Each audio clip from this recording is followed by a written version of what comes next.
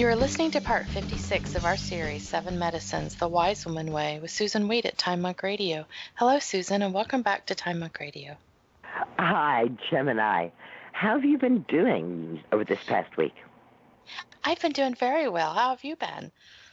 Oh, I have just so been enjoying everything that is happening. I'm getting to travel to so many interesting places and meeting so many interesting people this year that I know that in looking back that I will really cherish all of the adventures that I've had. The travel can be a little exhausting, I will admit, but I so love getting to the new place and being in the new place and meeting the new people that I let that be okay.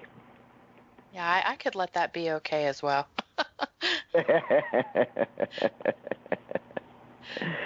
So this week we are going to continue and to somewhat wrap up our month on the cholesterol myth and the statin myth especially. We have been really looking at the sixth river of healing use drugs, and not just in short or casually, but very, very specifically, looking at specific drugs, the ones that are most prescribed in the United States, and making some intelligent and informed ideas about whether or not these drugs are for us, whether or not these drugs make us healthy, and then looking at things from other rivers.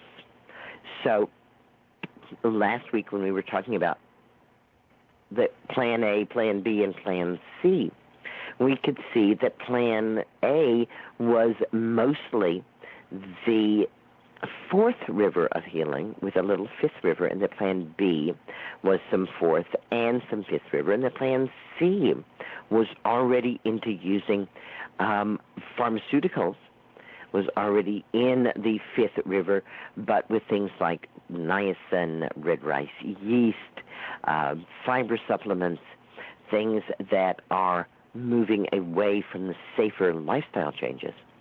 And so now we're going to devote this week to those safer lifestyle changes, to looking at the fourth river of healing in some detail as it applies to having a healthy heart, and especially to doing the work that statins are supposed to do.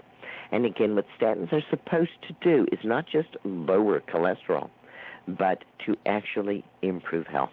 We have seen that statins fail completely when it comes to improving health. In fact, that they can really mess up our health. And so let's go back to the fourth river. I want to start with an actual list of foods that lower cholesterol and get a sense of what these are. And then I want to look at some food constituents that lower cholesterol and talk about fats that are good for the heart, as well as looking at some specific herbs that can help us lower cholesterol. These cholesterol-reducing foods are tasty and wonderful to eat every day. Choose one or more to eat every day at every meal. In other words, you don't just have to choose one of them and eat it every day at every meal. You have a whole list here. So, starts out with almonds. 2 small handfuls lowers LDL cholesterol by 9.4% and total cholesterol by 12%. So you could have a snack of almonds. Apples, a half cup dried. Notice that fresh apples have little to no effect on cholesterol. They have a secondary effect because they supply fiber, and that fiber can bind to the cholesterol. But dried apples seem to have the best effect. A half cup of dried apples will lower LDL cholesterol by 23% and total cholesterol by 14%. Snack of almonds, snack of dried apples. There goes that cholesterol right down to where it ought to be to keep us healthy. Avocado. contains fiber and beta-sitosterol, which actually competes and wins against cholesterol for uptake. So when we're eating avocado, and 1 to 2 a week is considered a good amount, we are putting a winner in the ring. Beans, peas, lentils, and lima beans, about 3/4 of a cup as a serving, will lower LDL by 5% and lower total cholesterol. Blueberries, 1 or 2 cups a day is considered a good amount. And again, you don't have to do every single one of these every single day. You could have blueberries for breakfast and peas for lunch and an avocado with your evening salad. And there's your 3 cholesterol-lowering foods for that day. And then you could have almonds the next day, dried apples, or maybe even some chocolate. Let's not leave blueberries until we have mentioned that blueberries have been shown to reduce all types of heart disease by over 40%. Chocolate. Okay, let's get back to chocolate. 1 to 3 ounces of chocolate on a daily basis will increase high-density lipoproteins, lower low-density lipoproteins, counter oxidation, and lower total cholesterol. All right. In fact, there are doctors who say that if we were all to eat an ounce of chocolate every day, no one would need to take a statin drug. Citrus fruits, 1/2 to 1 cup of the actual fruit, not the juice, is rich in pectin, which is a type of soluble fiber, which lowers LDL. Cooked leafy greens, one of my favorites, and that's my cholesterol-lowering food that I do almost every single day, is cooked leafy greens, between 1/2 and 1 cup. They are rich in fiber that binds cholesterol. They are rich in minerals for a healthy heart, and they are often rich in proteins that help the heart muscle. Fatty fish. And one of my teachers offered me this way of remembering what fish to eat. Smash fish. SMASH. Sardines, mackerel, anchovies, salmon, and herring. Smash fish. 2 to 4 servings of fatty fish a week will reduce triglyceride levels by up to 30%. Right? So, if you had a little more fish, you could probably get away with having a donut now and then, even though refined sugar, refined flour, your triglyceride level is going up when you're eating that. But maybe if you eat more fatty fish, you can counter it. Of course, if you don't eat that donut at all, you'll have a lot of health. Garlic, of course, is a cholesterol lowerer, and we are going to be talking more specifically about garlic.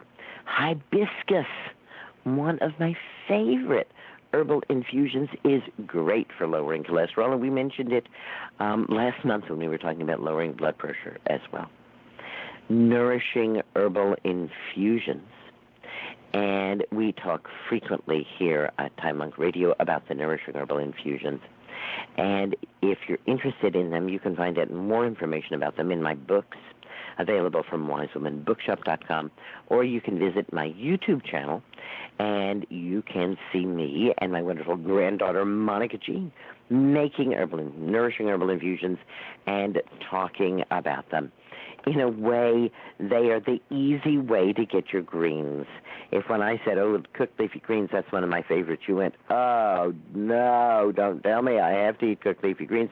Well, I'm telling you, you don't. You can drink your nourishing herbal infusion instead, especially nettle leaf infusion, violet leaf infusion, comfrey leaf infusion. These nourishing herbal infusions will help in much the same way that cooked leafy greens do, but they also provide polyphenols and phytosterols, which can reduce total cholesterol and counter oxidation of low-density lipoproteins. We started with almonds, and now we're down to nuts. In fact, all nuts can lower LDL cholesterol. It's just almonds that do it twice as good as any other nut. So most nuts will lower LDL by about 5%. Almonds lower it by 9.5%. Oats, oats, oats. I bet you were wondering when I was getting to oats because you go shopping. You see the box of oatmeal there with that big red heart on it. Okay, well, it's not that big, but it's big enough. Oats do indeed contain soluble fiber that lowers total cholesterol. Feeling our oats, that means we've got a strong and healthy heart. Olive oil, 2 to 4 tablespoons of extra virgin olive oil added to your diet will really ramp up your heart health. Now, if you're going to add 2 to 4 tablespoons of extra virgin olive oil to your diet, you better take away an equivalent amount of calories. There goes that donut again. My goodness, it certainly is hard to keep around, isn't it? So you can't just add the olive oil and keep on eating as much, or you will start gaining weight because olive oil is very dense in calories. But we see in study after study after study that probably the easiest thing that people can do to really improve their diet without changing their diet very much is to start replacing the oil that you use with the best quality oil that you can lay your hands on. Extra virgin olive oil, extra virgin coconut oil, organic butter, really good fats for good, healthy hearts. We're going to be talking at the end of this show also some more about fats and what fats are the healthiest for the heart. Pasture-fed, antibiotic-free, and hormone-free meat and dairy, 1 to 2 servings per day. I know. That makes you think I'm absolutely crazy that I include on a list of cholesterol-reducing foods meat and full-fat dairy. Do I not know what I'm talking about? Remember, saturated fat is not the enemy of a healthy heart. In fact, the liver needs a little meat in order to be optimally healthy. The omega-3 to omega-6 ratio of pasture-fed meat and milk is very close to the ideal 1-to-1 ratio. Not true of feed-lot finished animals who are getting corn and soy. Pears, the beautiful fruit. They have even more soluble fiber than apples. Too bad for the LDL. The pears are getting rid of it. It is going down. And, of course, pears cooked into pear sauce or dehydrated pears is better than just eating a fresh one. The edible roots of all plants, remember, are a concentrated source of polyphenols and phytosterols. Phytosterols are hormonal precursors, and they can help our bodies make the hormones that we need to actively resist any damage from the cholesterol that we're making. Shiitake mushrooms, and we are going to be talking more about shiitake mushrooms because they are a wonderful way to lower cholesterol. Green tea reduces both low-density lipoprotein and cholesterol, and up to 5 cups a day of green tea, whether you just drink 1 cup a week or 35 a week, it matters not. You will be reducing your LDL, and some of us are more sensitive to the caffeine in green tea than others. I remember the first cup of green tea I was ever given, and I foolishly let the tea bag sit in the hot cup of water for maybe 10 or 15 minutes, and then drank it right down. And I was so wired all night long. Nowadays, when I look at things about green tea, I find my body kind of withdrawing a little bit, and I remind myself, you know what, Susan, it's not just true of green tea, it's usually true of black tea as well. And whole grains, you've been hearing me talking a lot about whole grains like brown rice, kasha, quinoa, amaranth, millet. They all contain important constituents for lowering cholesterol, fiber that binds to that cholesterol and draws it out of the body, as well as other substances which are so important for keeping our heart healthy. There's fabulous whole grain pasta. I used to teach bread baking, and I would teach people how to make whole wheat bagels. We never got around to making whole wheat donuts, but they are very good. Problem, of course, is not just the white flour and not just the white sugar, but they're fried in that fat. There goes that donut again, and it looks like it's now permanently gone. Yes, indeed. Unfortunately, it is true. White flour, white sugar, and fried things simply can't ever make you healthy. You may hear some fancy words in this next little segment, but don't let them frighten you, because I suspect that not only will you hear these fancy words here, but you're going to be hearing them in other places as well. And then you can say, hey, I know about those words. I've heard about those words. This is food constituents that lower cholesterol, and these are both available at my course, How the Healthy Heart the Wise Woman Way, at the Wise Woman University. Arginine is best known for reducing blood pressure, but it helps reduce both LDL and total cholesterol as well. It is found in oats, oatmeal, oat straw infusion, peanuts, and other edible seeds. Beta-glucans are constituents in plants that sop up cholesterol. They are found primarily in barley, but also in oatmeal, which is just second best to barley, and all whole grains. They would also be found in the husks and seeds of plantain that we were talking about. Magnesium-rich foods, but not supplements, reduce the risk of cardiovascular disease and heart attack, according to a meta-study done at Harvard, which pooled data from 15 large studies. Nourishing herbal infusions are generally magnesium-rich. Monocolin K, which is the active ingredient in the cholesterol-lowering drug lovastatin, is present in red yeast rice products. There's no way to tell how much monocolin K is in any particular red rice yeast product, and too much is actually dangerous. Remember last week when we were talking about Plan C, the person who was going to, Plan B, the person who wanted to, not take statins, but to do some rather supplemental things. And I mentioned that I had real hesitations about red rice yeast. And this is one of the greatest of the hesitations. That a drug is standardized, and when we get it, we know how much we're taking, whereas red rice yeast has basically the active ingredient in statins, but it comes in not dosed. Even if you take the same amount, you can't tell from can to can, bottle to bottle, exactly how much you're really getting. Pectin is another form of fiber, and pectin binds to bile acids in the gut, and that allows it to transport cholesterol right out of the body before it interacts with blood vessels. Pectin, of course, is well known as a constituent in apple peels, but it's also, interestingly enough, found in citrus peels, and I was amazingly shocked, pectin is found in carrots as well.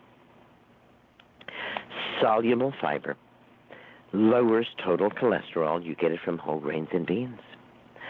Phytosterols and polyphenols reduce total cholesterol and improve cholesterol ratios. And you get these things from roots and seeds.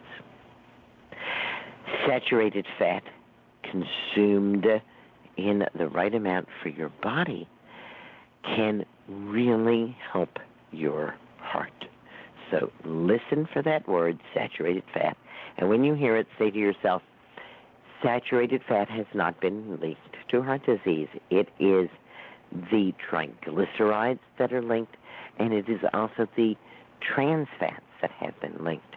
Whenever I am eating meat or dairy or eggs that contain saturated fat, I'm in a safe place because I know I'm not getting any of these other harmful fats. Speaking of fats, which fats are the best? Well, any natural fat could be good, but as we've been seeing, it's not all that easy because there's fat and then there's fat. hydrogenated and partially hydrogenated fats are the ones that we want to stay away from, but it can be very difficult to stay away from them if we are eating processed foods, because processed foods are generally going to, well, I call it lying. I guess it's not really lying, but the labeling law is such that if there's something in your food which is less than 1, like say 0.9 or 0.95, then it can be listed on the label as 0. So if there are triglycerides in the food, but at a low level, it can be listed as 0. Of course, that's per serving. And sometimes the serving sizes are extremely small. And that means that you're going to be eating more than 1 serving. Industrial meat and industrial dairy are high in inflammatory compounds. That's absolutely true. However, organic meat and dairy are high in anti-inflammatory compounds. I bet you're saying, yowza, that would be really expensive to buy organic dairy and organic meat. That's okay. That will reduce the amount of meat that you eat because it costs more, leaving more room on your plate for cooked greens, cooked vegetables, and whole grains. Hooray! Switching to organic meat and dairy will also improve the omega-6 to omega-3 ratio in your diet, which protects you and your heart from inflammation and disease. If you replace some of the meat that you're eating with beans or fatty fish, your heart will jump for joy. Remember that alcohol impacts the liver, and one of the ways that we can have a healthier cholesterol is to have a healthier liver. All right, let's look at some specific foods and herbs that can help when dealing with cholesterol. Garlic. We talked about garlic last month when we were talking about lowering blood pressure and talked about how garlic thins the blood. Garlic's allicin, which is the part that gets the blood working there, that helps to reduce the elimination of cholesterol from the blood, is found, interestingly enough, more in dried garlic than in fresh. So it's the allicin that is going to help remove cholesterol from the blood, lower total cholesterol, and lower LDL cholesterol. And that allicin has to interact with oxygen in order to be present in a way that our bodies can use. So using powdered garlic actually can help you lower your cholesterol more than using the fresh garlic. Some studies have found reductions of as much as 12% in total cholesterol with daily use of a clove of garlic. Other studies find only a 4% decrease. A 12-week study of 42 patients found that those who ingested 1 clove of fresh garlic daily lowered their LDL by 11%. A placebo group had a reduction of only 3%. More recent studies using dried garlic show it able to reduce total cholesterol and triglycerides, as well as LDL, but interestingly enough, the major effects from it stopped after 6 months of use. So what we started out with saying was, here's a list of a lot of different things that you can eat. Eat one of them at a meal on a daily basis. You're eating at least 3 a day, and surely garlic can be one, and yes, it can be cooked garlic. Allicin and its many breakdown byproducts are responsible for garlic's cardiovascular benefits. Allicin removes and eliminates cholesterol from the body, lowers triglycerides, improves liver functioning, improves blood platelet stickiness, and that's a roundabout way of saying that it makes them less sticky, because of course we don't want them to be sticky, and lessens the risk of blood clots and stroke, as well as preventing oxidation of LDL cholesterol. Let's hear it for our friend garlic. Hooray for garlic. And aren't you thrilled to learn that you do not have to eat raw garlic, that the allicin is an oxidation byproduct. And if you want to cook with your garlic, chop it up and leave it exposed to the air and see what happens. Shiitake. Shiitake mushrooms, Lentinus aedodes. Shiitake's effects on cholesterol are nothing less than astonishing. Women on a low-fat diet lowered their cholesterol by 12% within 7 days when they consumed 100 grams, that's 3.5 ounces, of shiitake. In another study, the participants were consuming 2 ounces of butter every day, and they did that for a week, and guess what? They did show an increase in total cholesterol. But if they were eating shiitake mushrooms at the same time, their total cholesterol went down by 4%.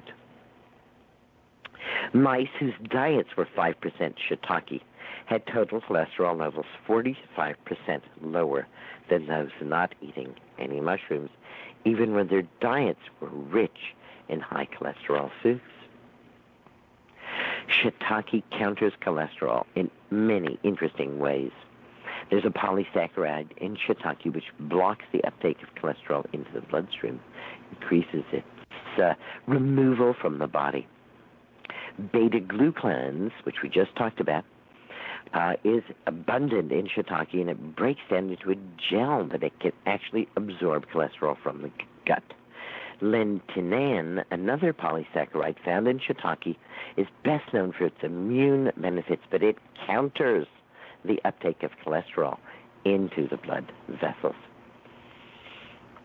Shiitake has also been shown to help reduce the chronic inflammation that underlies cardiovascular disease, and thus to help prevent the buildup of plaque in the blood vessels.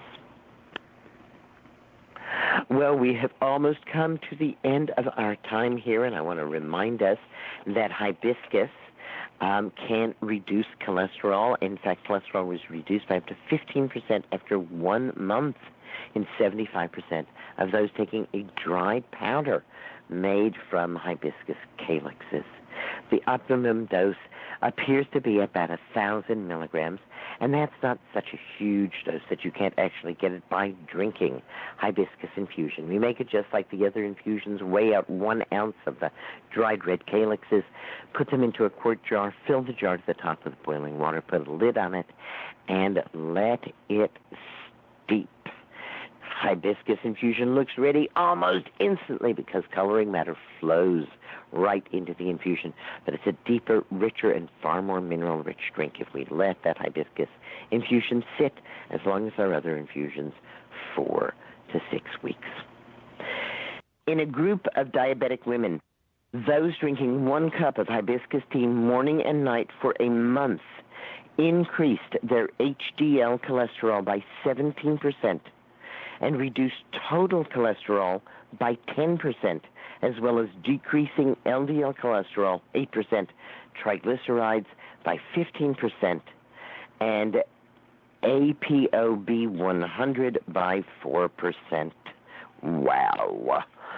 And that's about as much as we can do here on giving you the goods on why you do not want to be taking statins, why you may not even want to lower your cholesterol, but why you certainly want to consider some River 4 lifestyle medicine so that you too can have a healthy heart, the wise woman way. Green blessings are everywhere, and herbal medicine is people's medicine. Thank you so much for giving me this opportunity to share green blessings with you, Gemini, and with all the listeners. Thank you, Susan. And this concludes part 56 of our series, The 7 Medicines, The Wise Woman Way with Susan Weed at Time Monk Radio.